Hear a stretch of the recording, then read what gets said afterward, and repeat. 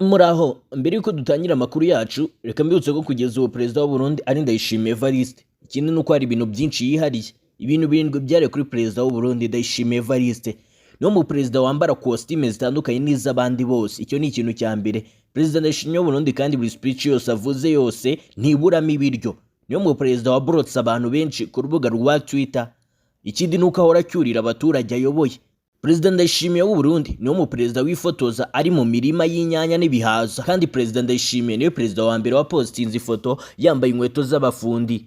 Niwe perezida wasohoye ifoto afite ibyuya mu kwaha bigaragara no ku mupira. Yewe ni byinshi, nawe ibiburu bivuge muri comment. Aha gusa reka nongere mbongereho n'ibigibi. Perezida Ndayishimiye niwe perezida wanywereye mu gicuma yicaye ku mukeka. Ibyo si byo bitenda amaze gukora gusa, kuko ari nawe watanze nomero ze za telefone zigatungwa n'umuntu uwo ari we wese, kandi byitwa ko ari perezida w'igihugu. Reka nkubwiye ko Ndayishimiye Evariste Neva w'u Burundi ari mu perezida mu mateka y'isi wateruye ingurube mu ruhame.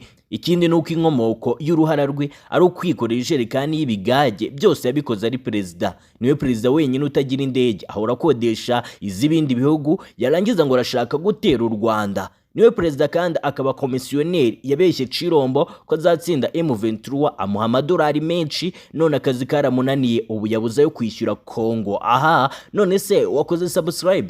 Umutwe witwaje intwaro wa M23 wategetse abatuye mu mujyi wa Bukavu muri Repubulika ya Demokarasi ya Kongo ko basubiza abagenzi babo ibyo babasahuye, ubwo ihuriro ry'ingabo za Repubulika ya Demokarasi ya Kongo ryavaga muri uyu mujyi rihunga M23. Ni mu gihe kandi leta y'u Rwanda ikomeje kwiyamba ibihugu birimo Burundi na Kongo bikomeje kwibasira ngo kubitera umutekano muke, maze General Muhoozi umuhungu wa Yoweri Kaguta Museveni babaganda ati aha uri umwanzi w'Ubugande, nugerageza kuvuga muyomba wanjye Kagame Paul yungamo ati kandi ngo ushaka umuriro w'amazuku nushotora u Rwanda uzawubona. Ibibazo by'akarere byo bikomeje kuyoberana, gusa igihari nuko byose bizashira kandi mu nzira zikwiye. Hakomeje kuburirwa irengero ry'Abanyarwanda n'Abanyamurenge bari mu Burundi, aho bari gushimutwa n'iki gihugu. Ego ko maze aba Barundi bati Abanyarwanda ni iminyorogoto ijarajata. Aha mperutse kumva ngo Neva afite ifamu yayo.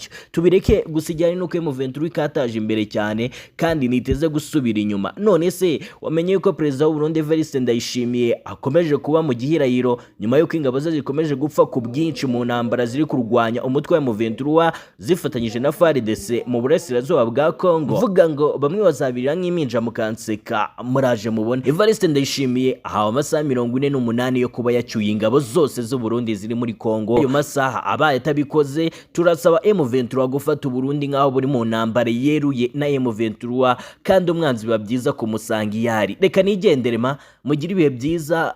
N'umuhungu wanyu Jay inari kunda ibitekerezo by'abagore. Mugire impagarike nziza.